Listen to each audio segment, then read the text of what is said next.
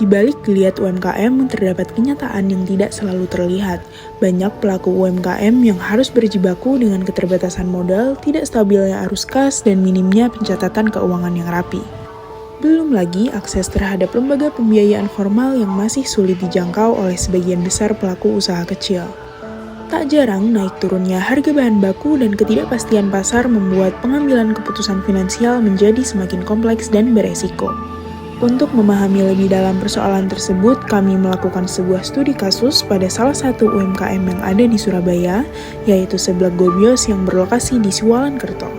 Dari penelitian ini, kami mencoba menelusuri gejala finansial yang mereka alami serta bagaimana mereka mengambil keputusan dalam kondisi penuh ketidakpastian.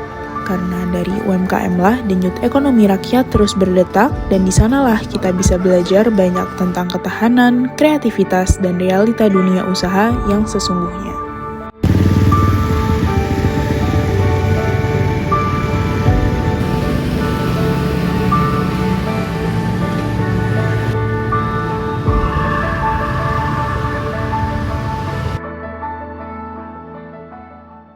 Mas, aku Fadli mas. Ya, saya di sini sebagai penerus usaha keluarga mas. Jadi ini saya itu punya keluarga sendiri. Saya yang ditugasin buat megang sih. Tujuannya buka ini juga untuk keluarga sendiri mas. Ini udah mulai dari 2018, 2017, 2018. Dulunya itu cabangnya itu ada 5 mas. Ada 5, ada di Sewalan, Jemur, Sedati, Jogja, sama Gubeng. Oh 6 sama Ketintang. Tapi berhubung yang Jogja ini gagal, yang Ketintang ini juga ada problem sama yang punya tempat, sama yang Gubeng itu pun sama. Jadi yang masih bertahan ini 3 cabang. Dulu itu sempat mas, warung nasi, habis warung nasi kita coba-coba ke penyetan, tapi nggak bisa. Habis itu berhubung keluarga semua ini dari Bandung, kita bukannya sepak, dan ternyata bisa. Alhamdulillahnya bisa. Kalau kesulitan namanya usaha itu pasti ada kesulitan mas. Apalagi rata-rata gini, orang yang buka usaha itu harus bisa bertahan 1 sampai 6 bulan. Soalnya di 6 bulan ini pasti mereka mengalami kesulitan. Antara itu masih sepi, jualan rugi, modal juga ketutup terus sama uang sewa tempat mungkin.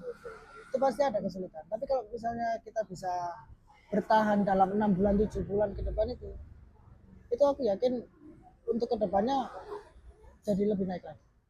Dan itu juga tergantung sama cara main kita untuk usaha. Di usaha itu juga ada kepentingan juga ya, apalagi masalah promosi itu paling penting. Masalah promosi kemana-mana, terus nyawa promotor itu penting. Pasti pernah mas, dan nggak sekali 2 kali juga. Secara sulit finansial, yang pertama ya itu tadi, kita deserve buat ngelakuin ini, ngejalanin ini 6 bulan, itu banyak banget tantangan, apalagi dalam finansial. Terus habis itu kita udah nemuin cara nih buat ngembaliin hasil modal, buat pendapatan lebih tinggi lagi, lebih naik lagi, yaitu dari cara promosi. Tapi dari itu juga itu bisa jadi resiko berat.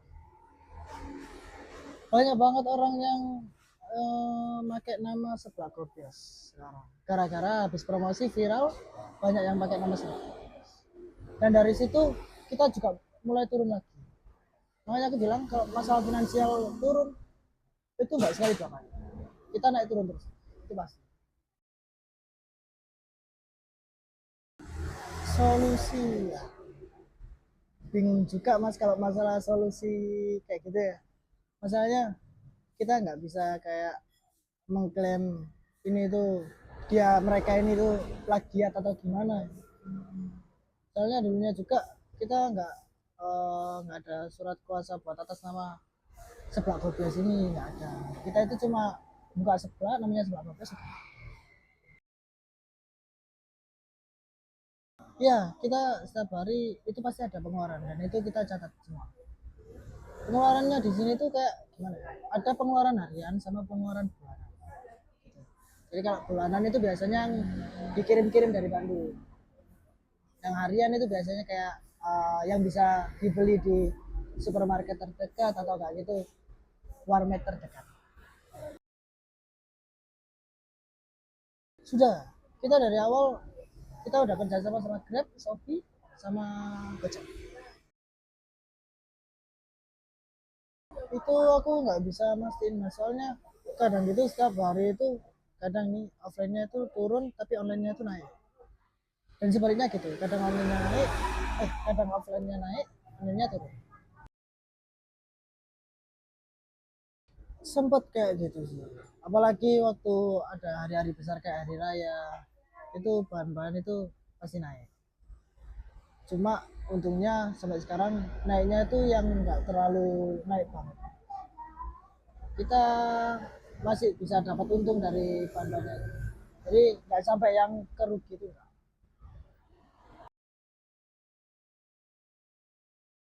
Dulu sempat pernah mas, itu waktu finansial kita itu benar-benar lagi drastis parah. Kita pernah ngajuin kayak pinjaman-pinjaman itu pernah buat modal. Prosesnya kita ajuin ke bank, kita dapat limit, kita dapat pinjaman, sudah. Tapi alhamdulillahnya itu masih bisa kecil-kecil. Sangat membantu, sangat membantu. Soalnya kita nggak ada yang tahu kalau masalah rezeki ya mas ya, kalau dia mau rezeki. Kita nggak ada yang tahu besok ini rame atau enggak. Tapi untuk pinjaman itu sangat membantu. Kalau bunga sih pasti ada bunganya ya mas ya. Tapi itu nggak yang terlalu memberatkan sih. Alhamdulillahnya masih bisa. Kan dari kitanya juga kan benar-benar butuh banget pada saat itu. Jadi kita nggak terlalu mempermasalahkan bunga. Jadi kayak aman aja, santai aman aja. Jadi strategi sih kita masih menggunakan cara yang kayak tadi mas, ciri khas. Cuma persaingan masalah nama itu yang benar-benar bikin ngaruh banget ke kitanya. Kita berapa kali dapat customer yang bilang, mas aku waktu itu nyoba deh seblak bagian sini, seblak ke sini, dan kita nggak ada cabang di situ. Kok rasanya beda ya? Jadi makanya mungkin ada customer nih yang nyobain seblak kopi yang bukan punya kita, dan kita nggak tahu rasanya. uh, Kalau rasanya nggak enak itu juga imbasnya ke kita, dikirain itu seblak kopi itu semua sama.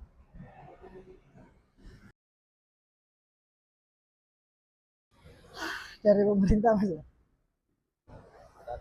selama ini nggak ada.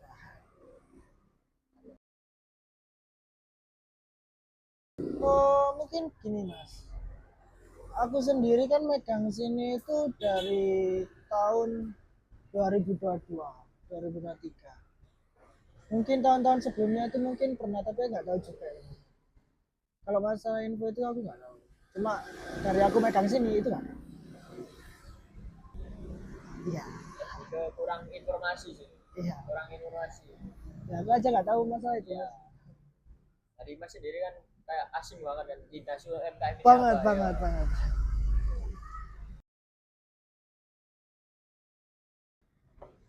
Harapan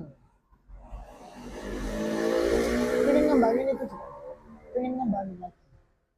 Masalahnya kita di sini juga tempatnya udah lama ya, jadi kayak ini ada stiker-stiker yang udah mau lepas atau ada yang bagian-bagian yang udah keropos dinding yang udah lama dari dulu. Jadi mau ngembangin ke tempatnya sih. Mungkin karena kalau ngembangin ke tempatnya itu bisa jadi menaikkan hasil pendapatan juga.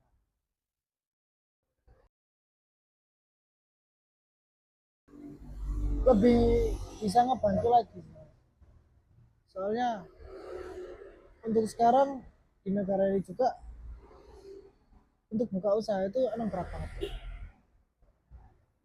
Aku baru dengar dinas UMKM ini, ya harapannya lebih ngebantu lagi dan lebih ngeratain lagi. Maksudnya kayak dibantunya itu jangan bagian sini aja gitu, rata. Jadi dalam segi permodalan Permodalan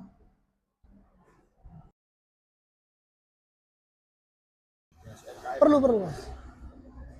Soalnya nggak semua orang itu tahu caranya buka usaha itu kayak gimana, yang harus dilakuin itu kayak gimana. Asal buka aja tapi akhirnya gagal. Perlu sih, perlu banget.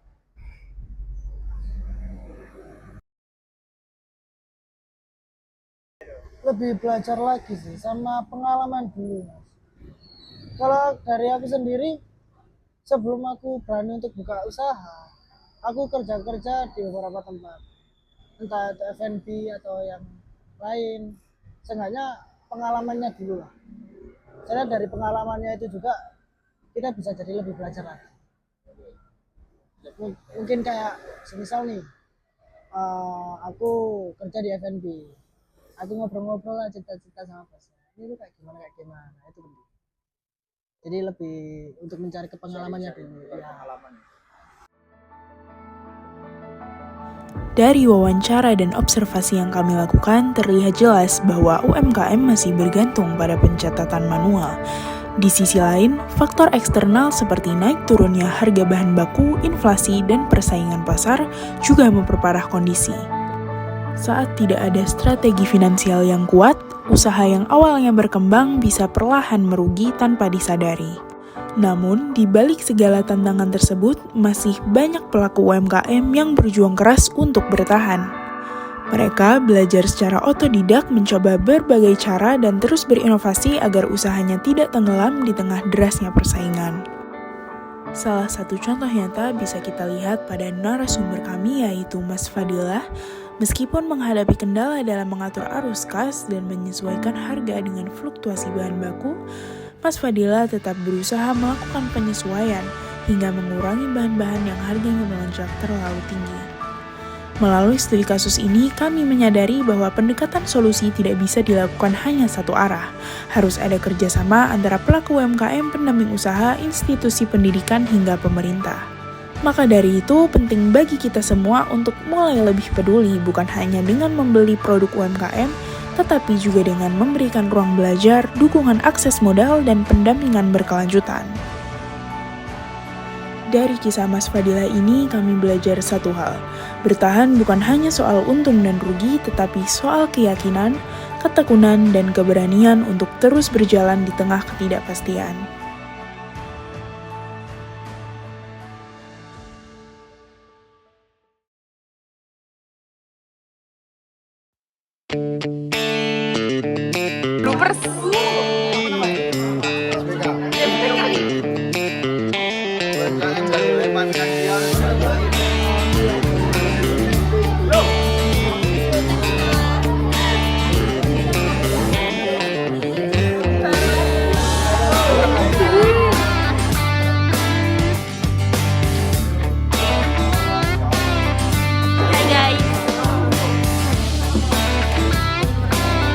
Gimana jadi alhamdulillah kita sudah dapat tim kelas C menjual. Jadi kita dapat nilai 91,05. Hai guys, tes 1 2. Jadi sekarang kita lagi ada di sebelah Gobyos di Siwalan Karto, lagi wawancara. Lalu sekarang kita